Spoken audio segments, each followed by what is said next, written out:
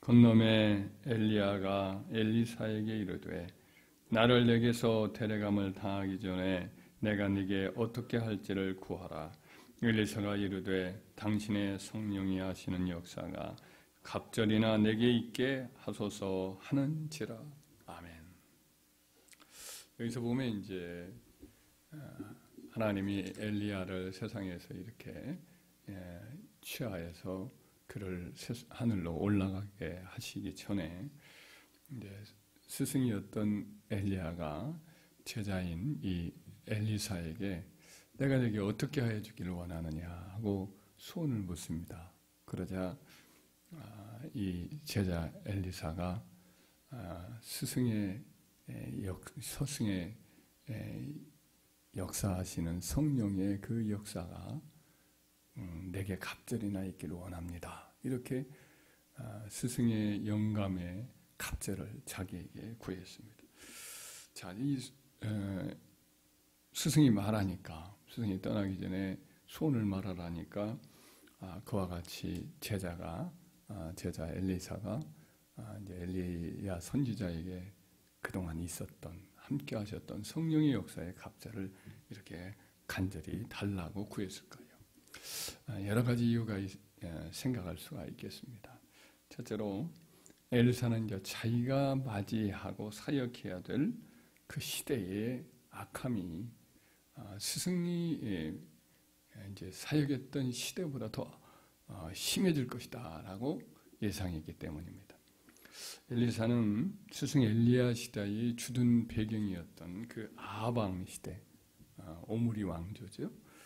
그때보다 이제 더 도덕적인 타락이 자기가 맞이할 시대가 더 심해질 것을 예측을 합니다.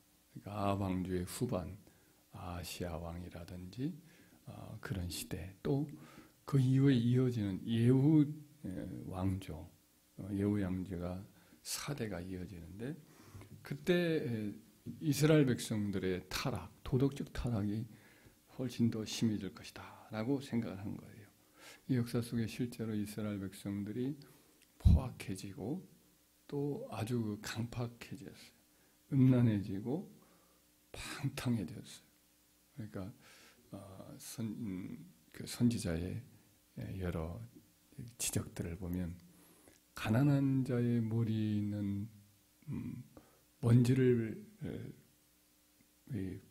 팔아서 그야말로 술을 사 먹고 이런 악한, 그렇게 비유적으로 표현을 하죠.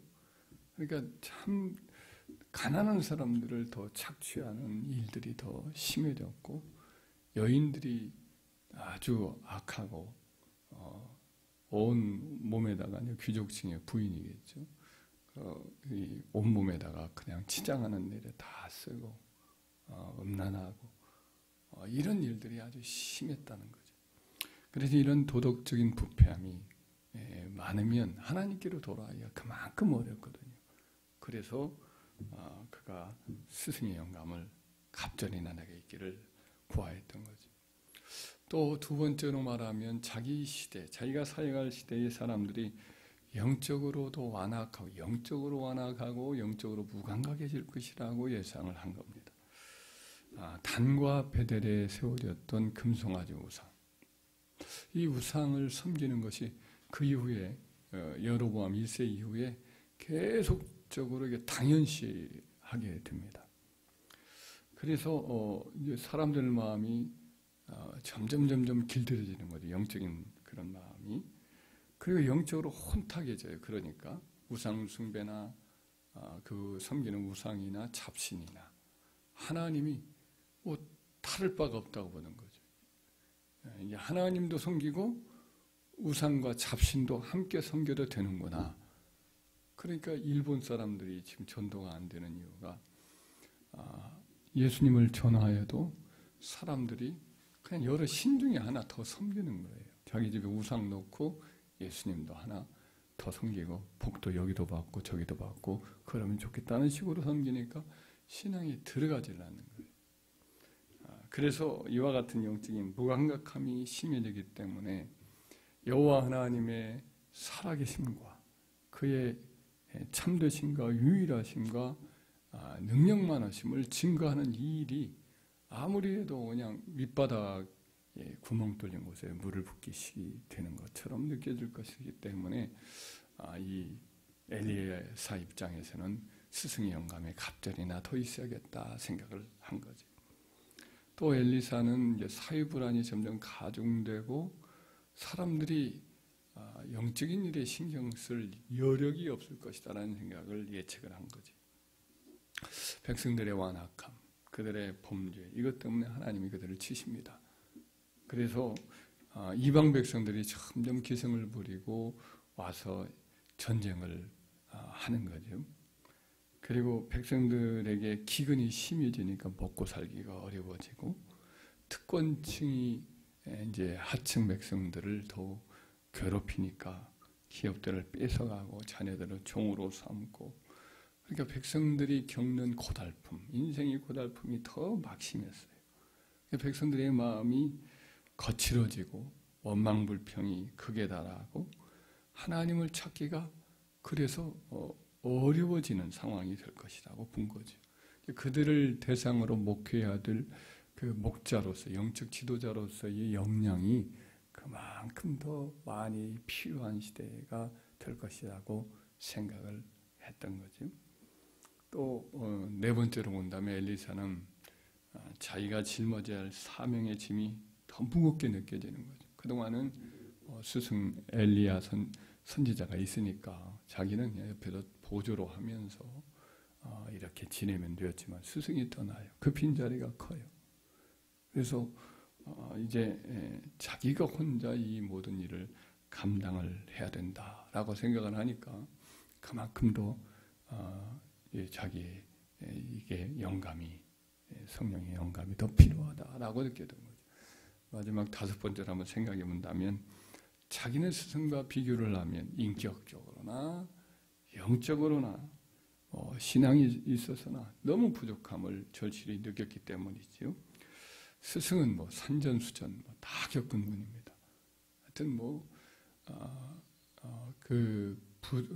조용하고 차분하게 이렇게 자란 분이 아니라 거칠게 광야의 잡초처럼 이렇게 자라신 분이 스승 엘리야라고 한다면 자기는 부잣집 도련님이었거든요. 그래서 고생을 하지 않고 자랐어요. 그러다 보니까 자기가 이 사명을 제대로 감당할 수가 있는가? 내 인격도 훈련되지 못했고 믿음도 역시 또 부족하기가 한량없는데 어떻게 이것을 감당할까라는 것을 생각하니까, 그래서 스승에게 역사했던 하나님의 성령의 역사, 이것이 자기에는 갑절이나 더 있어야겠다라고 더 느꼈던 거죠. 이런 일적인 면에서나 내적인 면에서나 엘리사는 스승 엘리야보다 자기가 감당해야 할 영적 사역이 훨씬 어렵고 대적의 힘이 많고 상황이 힘들 것을 알기 때문에 스승이 받았던 그 성령의 역사가 갑절이나 자기에게 있었기를 원했던 것인 줄 믿습니다. 그 기도가 응답이 돼요. 그래서 이 열왕기 하 기록을 보면 이제 엘리사 선지자의 그 사역의 내용이 나오는데, 열왕기 하 상에 나오는 그 스승 엘리야의 그 행했던 일들보다 기적이 2배나 더 많습니다. 그리고 백성들 사이에서 깊이 이렇게 행하면서 나라가 굉장히 힘들어질 때에 나라를 지키는 그런 어떤 이스라엘 병거와 마병의 역할을 감당하고 백성들의 수호자가 되고 고통당하는 자의 위로자가 되고 참 부드러운 그런 목자의 사명을 잘 감당을 하죠. 왕들도 수많은 왕이 지나갑니다. 스승 엘리야 시대는 아방의 어떤 시대와 그의 아들 아시아 시대, 이 두 왕 정도 있었다고 한다면, 이분은 예후 왕조의 4대 왕을 자꾸 거치고 또 아합왕가의 마지막도 거치면서 수많은 왕들을 섬기는 그런 일들을 했습니다. 그래서 이제 스승의 모든 사역을 이제 잘 감당하다가 이제 나이 들어서 이렇게 하나님 품으로 돌아가지요. 그래서 우리들도 지금 이제 이 시대를 살고 있는데 우리에게도 참 우리가 살고 있는 시대에도 엘리사 선지자가 느꼈던 그런 영적인 여러 가지 압박, 혼탁함, 영적인 무감각함 이런 일들이 더 심해지고 있는 것이 사실이에요. 그러니까 이단과 사이비도 괜찮다 이런 시대이고 교회나 세상이나 다를 바 없다 이런 시대고 또 코로나 시대에 보면 교회 나가는 것이 비상적이라고 생각하는 이런 생각들을 하는 그런 신자들도 생기게 되고 이게 아주 신앙이 열린 사람들이죠. 세상적인 편리함은 점점 극대화되고 그리고 사회보장제도가 발전이 되고 또 우리 사람의 어떤 여러 가지 문제가 있을 때 치유해 주는 의학적인 어떤 기구나 심리적인 어떤 상담이나 이런 것들을 더 의지하는 그와 같은 상황이 보편화되고 있고 영적으로 본다고 한다면 이제 무적행에 갇혀 있었던 사단이 이제 풀려나와서 그의 때가 얼마 남지 않은 걸 알고 크게 분노하여서 이제 교회와 또 하나님의 백성들을 핍박하는 일이 더 극심해지는 말세에 가까워지고 있는 그와 같은 때란 말이에요. 이미 말세지만 말세지 말에 가까워지는 영적 흑암의 시대에 돌입을 하고 있다고 볼 수가 있습니다. 이런 시대에 하나님의 백성인 우리가 예수 그리스도의 구주되심과 또 성령이 나타나는 능력을 증거하기 위해서는 바로 갑절의 영감 이것이 필요한 줄 믿습니다. 나라를 지도하고 영적인 하나님 백성을 지도하던 영적 지도자들이 막 떠나는 시대지요. 그러니까 세계적으로 보면 빌리 그레이엄 목사님이라든지 혹은 여러 지도자들 이 오랄 로버츠 목사님이라든지 또 영국의 독일에서 아프리카를 주로 사역을 하셨지만 유럽도 사역을 하셨던 라인하르드 윙케라든지 이런 수많은 성령 사역자라든지 또 우리나라 같은 경우에도 예를 들면 오카는 목사님 혹은 하영조 목사님 혹은 조영현 목사님 이런 분들이 지금 영거푸 세상을 떠나고 있어요.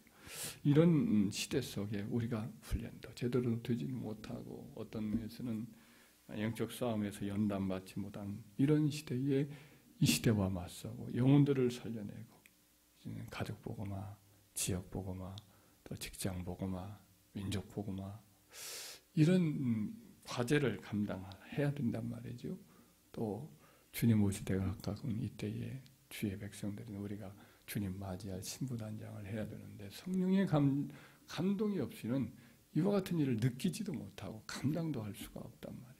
우리 인격이나 신앙이 발전하지 못하고 있는 상황에서 이런 일들을 감당한다. 이게 참 쉽지 않습니다.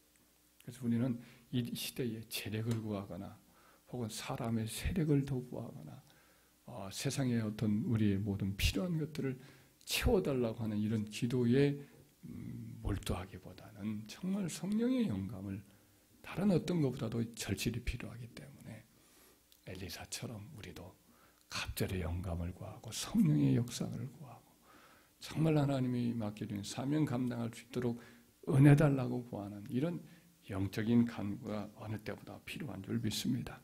그래서 새벽마다 시간 날 때마다 우리에게 성령이 나타나는 능력이 임하고 또 성령의 깊은 감동감화가 우리 인격 속에 가득히 배어서 어느 때면가 성령이 우리 주님이 우리를 통해서 나타나고 드러내고 일하시는 역사가 있게 해달라고 그래서 영혼들을 살리고 이민족을 살리고 또 하나님의 뜻을 온전히 이루어드리는 그와 같은 도구가 되게 해달라고 우리 간절히 늘 기도하는 저와 여러분 되기를 주의 이름으로 축원합니다.